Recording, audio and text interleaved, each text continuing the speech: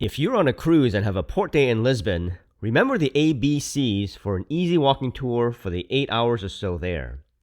We start in the new cruise port, which is in Alfama, an old fishing neighborhood with narrow cobblestone streets, perfect for wandering around and exploring.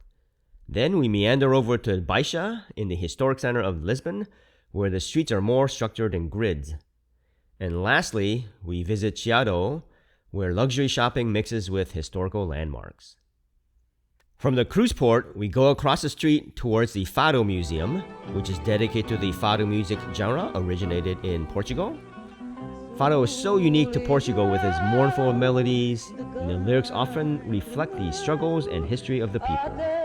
Unfortunately, it is closed on Mondays, so we pass the museum and we keep walking until we reach the end of the street, then we make a right. You go about 3 blocks until you reach a Y intersection. You will see a cafe on your left, and so take the left path. Go slightly up the hill until you reach a 5-way intersection. Here you'll see the Alfama Portuguese cuisine restaurant on the corner, which is the landmark. So what we want to do is take the street towards the left, which continues to go up the hill.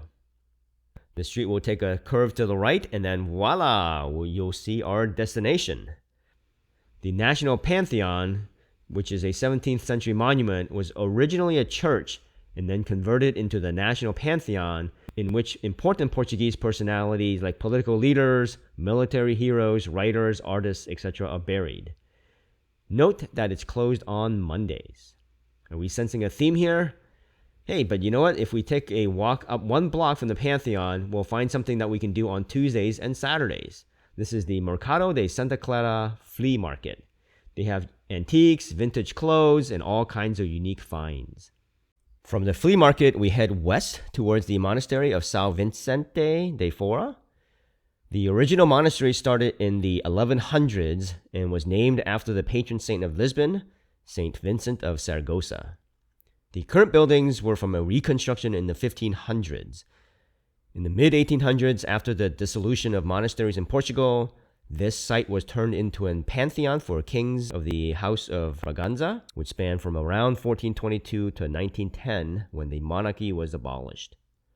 From the monastery's main entrance, we continue west for about 2 blocks off the beaten path, a little bit into some hidden alleyways. On the way, there are a few cute shops that have local crafts, including pottery, handmade cards, and bags that make for some very unique souvenirs. When the road turns to the right, you will notice a bakery straight ahead. Next to the bakery is a staircase that leads down to an alleyway. We walk down this alleyway about 2 blocks until it leads to another alleyway that leads down to the left. We walk down this alleyway, which is filled with a few restaurants and cafes. At the end of this alleyway, we will reach the main street, which you will see with the tram tracks. So we turn right and follow the tram tracks up a slight hill. Then about a block later, we reach the first of the 3 famous Miradouros, or viewpoints. Miradouro de Sao Vicente is a large terrace that overlooks the Alfama rooftops, the Tagus River, and even the 25th of April Bridge. If you keep going to the next terrace, you will be at the Miradouro das Portas do Sol, which will also offer an incredible view of the city. Continuing down the road, we come upon the 3rd lookout spot, Praça Julio de Castillo, and then the Miradouro de Santa Luzia, which is a beautiful garden with the most incredible bougainvillea plants and is known for its tiled benches.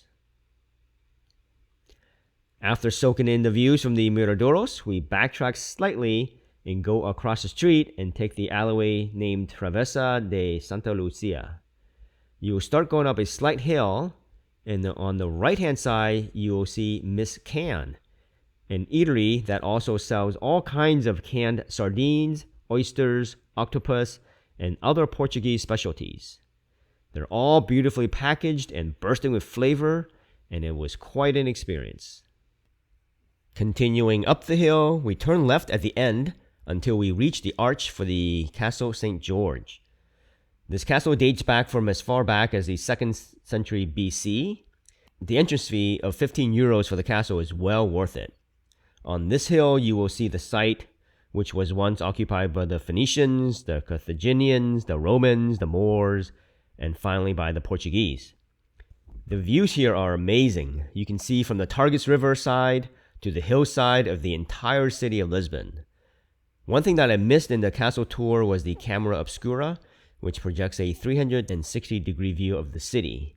The line was pretty long, so I didn't want to wait, but I hear afterwards that it was well worth the wait. Coming down the hill, we took a slight detour and took a right turn on the first street called Costa do Castelo. And then about half a block down, you will see a set of stairs on your left. We took that sharp left turn and then headed down the stairs. There are a few buskers here playing music, and it's quite lively. So we continue down that hill all the way until you hit the main street of Rua do Comércio. We walked westbound for a few blocks until we see the Rua Augusta Arch. At this point, I was starting to get hungry, so we continued to walk west for about 15 minutes and headed to the Timeout Market. On the way there, we passed tons of shops, restaurants, and plazas, but one highlight is Pink Street. The ground is literally painted pink in this quiet street during the daytime, but at night, this 2-block lane transformed into the center of Lisbon's nightlife scene. This lane is bustling with bars, clubs that host live concerts and events through the night. Just about when I was going to get hangry, we arrive at the Timeout Market, which is a large market hall that has vendors for meat, seafood, fruit, flowers on one side of the hall, and then over 30 bars and restaurants on the other side. Not only do they have a ton of delicious Portuguese cuisine for seafood and steaks, they also have restaurants for pasta, croquettes, and even sushi. For those with a sweet tooth, there are plenty of dessert places for gelato, cakes, American-style donuts, and of course, the pastel de nata. The way this place works is that you order from a restaurant and then take the food to the center of the food hall where you share the communal high tops with locals and people from all over the world. Then you can swap stories of your adventures. It's a great way to feel the energy of the city and get a taste of local life. After a most satisfying lunch, we head back towards the heart of the city through the streets of the stylish Chiado neighborhood, known for its mix of high-end shopping and historical landmarks. We walk up the Rua do Alecrim until we reach the Praça de Luís de Camões. This is a popular meeting spot under the statue of Portugal's greatest poet, Luís de Camões. And there are literally trams running all around this plaza. There is a coffee kiosk here and a pastelaria shop around the corner in the Barrio Alto Hotel. So after proper caffeination, we walk east for a few blocks until we reach the end of the street, and you will see the Armazém do Chiado, a gigantic shopping center that's worthwhile walking through. If we turn left at Amazon's, we are about 1 block up from the Santa Justa lift. The story of this lift is that back in the 1800s, the people of Lisbon needed a way to connect the lower streets of the Baixa with the higher neighborhood in the hills. So an engineer named Rode Dupont, who was a student of Gustave Eiffel, of the Eiffel Tower fame, came up with this solution of a wrought iron elevator that connects the two neighborhoods. You can take the elevator up almost 150 feet, where you can go to the observation deck on top. Or you can get off at the top and then walk across the walkway to a cafe if you want to chill and enjoy the view. If you keep walking past the lift, you will reach the end of the block, and then you can turn right and be brought into Rossio Square or the Praça de Pedro IV. You will notice the Portuguese mosaic that paves the square, along with a column with the statue of King Pedro IV on top. And there are also 2 fountains that adorn this plaza. Surrounding the plaza is the Maria II National Theater, and then it's also got one of the city's most famous coffee houses called Café Nicola. So we just happen to be here in the Christmas time frame, and the Christmas markets are actually being held here as well. From here, we head back down towards the Tagus River on Rua Augusta. This street is blocked off to cars and is paved with mosaic pavements with outdoor cafes, restaurants, and shops dotting the 6 blocks or so that leads us back to the Rua Augusta Arch. This structure has a clock on the Rua Augusta side, and then statues overlooking the Commerce Square on the other side. Commerce Square is where the royal palace once stood for over 2 centuries until it was destroyed by the Great Earthquake in 1755.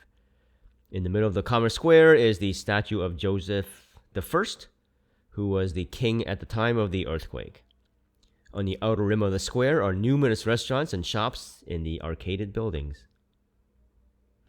And from here, it's a short walk along the waterfront back to our cruise ship. A perfect way to end the day. So, this was the route that we took for our day trip in Lisbon. Hope you enjoy the journey with us that discovered the charming neighborhoods, fascinating historical sites, amazing views, and delicious food. One last thing is that I do apologize to the Portuguese for butchering the names of their people and places. I hope to learn more Portuguese when I return to Lisbon in the future and explore more of this wonderful city. For more travel-related videos, watch this video here. Make sure you click on the blue monkey to subscribe. Safe travels and make it memorable.